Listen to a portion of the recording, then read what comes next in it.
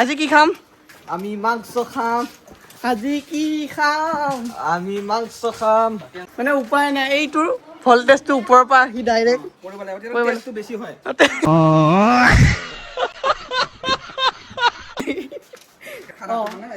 বেলেগ ষ্টাইলত বনাইছে, আমাৰ নিজৰ ষ্টাইলত। প্ৰথমতে মাংসখিনি লৈছে আমাৰ মামা ছাৰে। ইয়াতে পিঁয়াজ দি দিয়া হৈছে, এইটো কাটি লোৱা হৈছিলে আমাৰ, এইটো সৰু সৰু কৰি। তো গাইজ মানে আমি পুখুৰী ফালে আহিছিলোঁ অলপ এনেই চাবলৈ আৰু পুখুৰীটো। হঠাৎ আহি কি দেখা পালোঁ গুণগুণ। Hello' guys, welcome back to my YouTube channel Asim blog. তো আজি বিশেষ একো প্লেন নাই ক'তো যোৱা। তো আজি অলপ ঘৰতে আছোঁ। ঘৰত কি কৰোঁ আজি এক্টিভিটিবিলাক চাওক আমাৰ। গুণগুণে আজি সেইদিনা যে ফেন এটা কিনি আনিছিলে, আজি খোলা মেলা কৰি অৱস্থা নাই। ফেনটো চাওকচোন অৱস্থা। অঁ, খুলি থলি পূৰা। এইটো কি ITI কৰি আহা। অঁ ন, মানে এই যিকোনো বস্তু যদি ক'ৰবাৰ পৰা আনে একদম মানে ভাঙি চিঙি চুৰমাৰ কৰি দিয়ে মানে। তো যি নহওক ধুনীয়াকৈ চাওক আজি মানে কি এক্টিভিটি কৰোঁ আপোনালোকে চাব। মানে আমি পুখুৰী ফালে আহিছিলোঁ অলপ মানে, হঠাৎ আহি কি দেখা পালোঁ গুণগুণ। ইয়াত চাওকচোন মাছ এটা মৰি আছে মানে ইয়াত। কেনেকৈ বা মৰিলে মই তাকে সুধিলোঁ এতিয়া। এতিয়া কিবা পানীত মিক্স হ'ল নেকি, কিবা গেলা গোন্ধ আছে। কি মাছ মৰিলে এইটো? গোন্ধ মানে ইয়াত জুই ধৰি আছোঁ, কাহিনী আছে ইয়াত। আজি মানে হাঁহ মাংস খাম মানে বহুত দিনৰ মূৰত।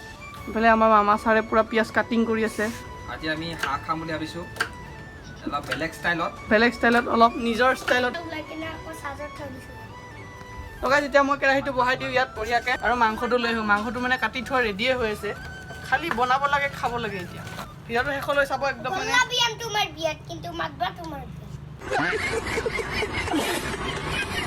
গাইজ বৰ্তমান মানে কি এয়া মাংস লৈ গৈ আছোঁ, মানে মাংসখিনি এইখিনি কাটি থোৱাই আছিলে মানে। এতিয়া জাষ্ট বনাব লাগে, খাব লাগে মানে। বৰ্তমান কি হ'ল জানেনে, মানে ইয়াত মানে মাংসটো মানে যোৱাকালিয়ে কাটা আছিলে মানে, এইটো পূৰা এতিয়া পূৰা ফ্ৰিজিং হৈ গ'ল মানে, পূৰা বৰফ হৈ আছে। অৱস্থাটো চাওক, ৰ'দত দি থৈছোঁ। ফ্ৰিজিং মাংসটো ফ্ৰিজ কৰি ল'ব লাগে। ফ্ৰিজ কৰি অলপমান তাক অলপমান বিটাপ কৰি ল'ব লাগে। বিটাপ কৰি অলপ তেলৰ আমি বইল তেল দেখাম বাৰু, তাতে গৰম কৰিছোঁ মছলা দি কিনে, সেইটো সানি আকৌ কাটা পিঁয়াজ দিম আকৌ। মানে উপায় নাই, এইটোৰ ভল্টেজটো ওপৰৰ পৰা আহি ডাইৰেক্ট কৰিব লাগিব, তেলটো বেছি হয়।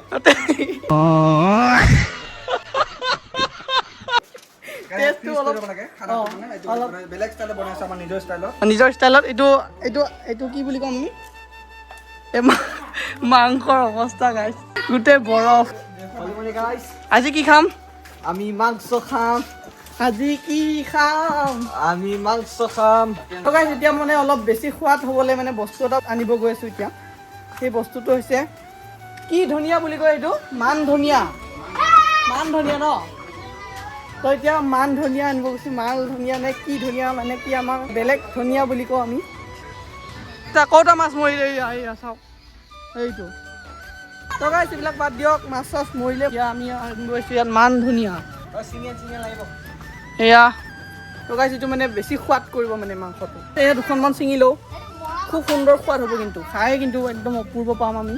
কিন্তু আপোনালোকে অকল চাবহে পাৰিব, খাব নোৱাৰে কিন্তু। চাই থাককচোন আৰু কি হয়। মান ধনিয়াখিনি পূৰা পৰিষ্কাৰ কৰি লৈ ধুই আৰম্ভণি ফিটা কাটিছোঁ আৰু ন। এয়া আমি মাংসবিলাক বেলেগ ষ্টাইলত বনাই আছোঁ গাইছ। এইটো নিজৰ ষ্টাইল। এতিয়া আমি অলপমান বস্তুটো গৰম কৰি ল'ম, হিট আপ কৰি ল'ম। তাৰপিছত আমি এক্সট্ৰাকৈ ৰাখিছোঁ মেৰিনেট কৰিবৰ কাৰণে ৰাখিছোঁ গাইছ। এয়া এক্সট্ৰা বনাই দিছোঁ। ইয়াত মানে সোৱাদ হ'বলৈ কৰিবৰ কাৰণে এক্সট্ৰা পিঁয়াজ, কেঁচা ৰচুন, আৰু এইটো লাষ্টৰ টাইমত দিয়া হ'ব। এয়া আমাৰ কেঁচা লংকা কাটি ৰখা আছে এক্সট্ৰা কৰি, কেঁচা আদা, এয়া আমাৰ বেলি ৰাখিছোঁ লগত। অলমষ্ট মানে যোনটো ভাজিম আমি, ভাজাৰ যোনটো প্ৰক্ৰিয়া সেইটো আৰম্ভ কৰিম আৰু। প্ৰথমতে মাংসখিনি লৈছে আমাৰ মামা ছাৰে। ইয়াতে পিঁয়াজ দি দিয়া হৈছে, আগত মানে এইটো কাটি লোৱা হৈছিলে আমাৰ, এইটো সৰু সৰু কৰি। আৰু মাংসটো এনেকুৱা কিয় দেখিছে, কাৰণ হ'ল এইটো ফ্ৰিজিং কৰা আছিলে, আৰু এইটো মাংসটো মানে বহুত ঠাণ্ডা হৈ আছিলে। গোটা ৰচুন দিয়া হৈছে। ইয়াৰ পিছত আমি তেল বনাই ৰাখিছোঁ নহয় গাইছ। গৰম তেল ইয়াতে ঢালি দিম গাইছ। এনেকৈ এদিন বনাই খাব, সোৱাদটো জনাই আছোঁ কেনেকুৱা হয়, কিন্তু এতিয়া বনোৱা প্ৰক্ৰিয়াটো চাই থাকক। এতিয়া জলকীয়া আছে ইয়াত, জলকীয়া পাউডাৰ আৰু হালধি পাউডাৰটো দিম। যিমানবিলাক মছলা আছে অলপ গাইছ দি দিব পাৰিব, এনেকৈ মিক্স কৰিব পাৰিব। যিকোনো আপোনালোকৰ তাত মানে যি মছলা আছে আৰু যি খাই ভাল পায় মছলা, যি আপোনালোকৰ কাৰণে দৰকাৰী। এয়া ঢালিব এতিয়া। এইটো মেৰিনেট কৰা মাংস বস্তু। বৰ্তমান মানে গৈ আছোঁ অলপ কিবা মছলা পাতি আনিবলৈ, মানে দুটামান মছলা আনাই নাছিলোঁ, তো আনিব গৈ আছোঁ এতিয়া। তো গাইছ বৰ্তমান অলপ ঘূৰি ফুৰি আহিলোঁ, মানে মছলা পাতি লৈ আহিলোঁ। তো কিমান দূৰ আগবাঢ়িছে মাংস বনোৱাটো চাওঁচোন আহক। ৰাকেশ মামা কিমান দূৰ আগবাঢ়িলে? মোটামুটি হৈছে গাইছ এয়া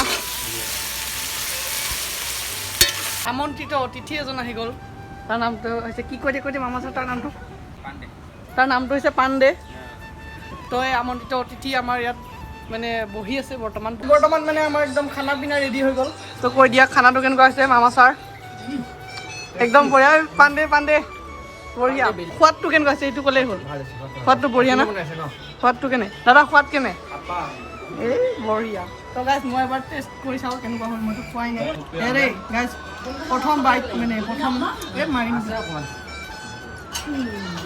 অপূৰ্ব একদম সুন্দৰ আপোনালোকে চাবহে পাৰিব খাব নোৱাৰে গাইজ মাংস খতমেই হ'ল বৰ্তমান একদম খোৱা বোৱা একদম ফিনিছ মানে খাবতো নোৱাৰে এয়া চাওক গাইজ আৰু এইফালে গেমিং মেন ভাল লাগিল খাই কেনে মই বনোৱা নাই মানে আমি মামা ছাৰ মিলি মই বনাইছোঁ আৰু